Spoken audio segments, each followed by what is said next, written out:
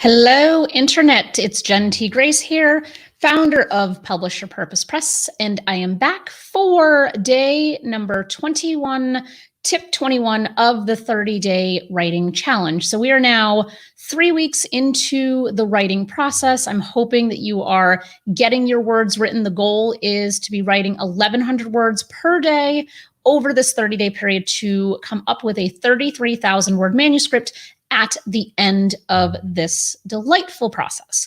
So today's tip number 21, is around how do we write when we have a poor memory. This is actually a conversation that came up in my PYP Academy session that was yesterday, and it's something that I feel like a lot of people struggle with, myself included. So if you have a poor memory, and this tip is a little more aimed toward those who might be writing memoir, not as much so on the nonfiction side, but maybe there's something applicable and to be taken away on the nonfiction side too. So when we're struggling with a poor memory, when we're trying to go back and architect our story, figure out our outline, determine how we're going to move forward with the structure of our manuscript, a lot of times what can happen is that there are giant gaps of memory that are missing. Therefore, it impacts the story flow or the amount of information that you're including in your manuscript itself. So I have 4 tips that I'm hoping will be somehow helpful as it relates to figuring out how to write when you're dealing with that just memory block that you might be dealing with. So the first one is actually a previous tip. So tip number 7 was around creating a story timeline. So if you have any past history of anything, any type of trauma or traumatic experiences in your past, and you've been to a therapist, there's a chance that they asked you to do a trauma timeline. So if we just remove the trauma aspect from that and just say, let's create a story timeline, that can really be a good starting point. So that's tip number 7 from previously part of this series. So you can go back and listen to that one in more detail. But the benefit of what that can do is that if we're thinking about writing our story, we're stuck, we just can't remember. We genuinely just can't remember what happened to us. We can just start to look at the big picture. So you have on one side where it might be information about, age 0 all the way to current day, and just use it as a big map and just say, okay, something that had a significant impact on me that I remember from this period in time, just write it down. It doesn't have to be fancy. It doesn't have to be pretty. Just write it down. So if something happened to you at age 5 that you feel like is a story you want to include in your memoir, write it down. What can be challenging is that, I don't know about you, but I know plenty of people who remember every single detail of every single day of their entire lives, and they have no problem remembering any of this information. I am not that person. So when I was working on my memoir, I was really struggling with having just really significant periods of time where I just didn't remember. So I just started putting down, okay, this happened at age 6, that happened at age 8, this happened at age 10. And really just put down what I could remember and didn't focus so much on what I didn't remember. So if you can just start with at least the stories and the highlights that kind of pop up and that you can think of, and just put those down, what that'll do is it at least give you some foundation to start with, and then you can kind of move from there. So a piece around this is, so I guess that's step 1 is kind of, or tip 1 under this, sub tip 1A. So if we're looking at that, that's a great starting point. You have a timeline, you're kind of good to go.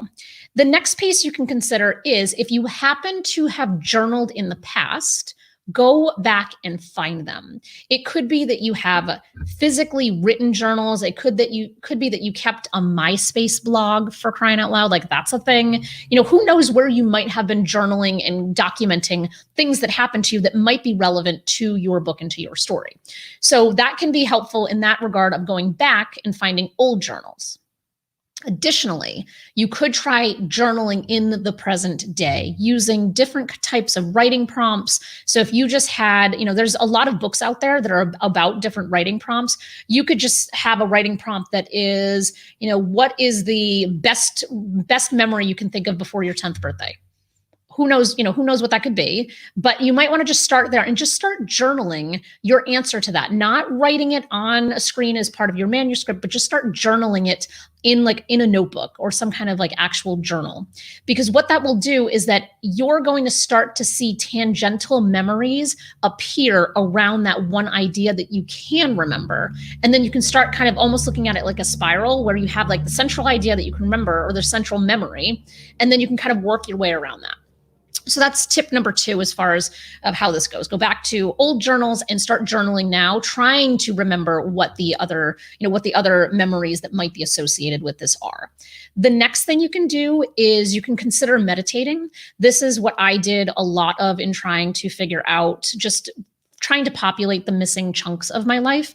Everyone has different coping strategies for different things. In my memoir, I talk a lot about just disassociation and how troubling it is because you genuinely don't remember. Some people have traumatic experiences and they unfortunately remember every sordid detail. Others don't remember any of the details. So wherever you fall on that, it's challenging either way. So if you can just sit and meditate, and ideally, if you can do the journaling and the meditating kind of at the same time, where you've journaled, at least trying to get to the bottom, trying to expand that circle a little bit more. You remember the one memory, you're trying to get a little bit further out. Then after you've done that and just written whatever you can think of, just sit quietly with yourself. You don't have to do any type of formal meditation, but if you can just sit and close your eyes and spend 5 minutes thinking about what you just wrote and trying to go deeper and trying to go within. It's amazing when we allow ourselves to have the memories surface that they're there. It's just that they're trapped for some reason, and it's our jobs to try to figure out how to untrap them. So in that case, just sit for 5 minutes. If you can sit for 10 minutes, that's great. For me, I meditate twice a day, 20 minutes in the morning and 20 minutes later in the day. And it gives my mind that time to just kind of think of what I'm not thinking of, because there's too much frenetic energy where I'm just kind of all over the place. And I'm sure that might be something that you can relate to as well. The fourth component of this, the fourth kind of sub tip here, is to ask people. So if you're struggling with what your memory looks like or what you can't remember from the past, but you know that you have that one like little bit of a thread of a memory, try to ask people if you have access to them in your life. It could be friends, it could be family members, it could be teammates, it could be schoolmates, anybody who may have known you during that time that you're trying to get to the bottom of. Just ask them. I have found that people are incredibly helpful and incredibly generous with saying, hey, do you remember this time that we did this? And it might be something that happened in high school that is not relevant necessarily to what you're writing about in your memoir, but at the same time, it is relevant because that might be something that you're like, oh my God, I totally forgot this person existed.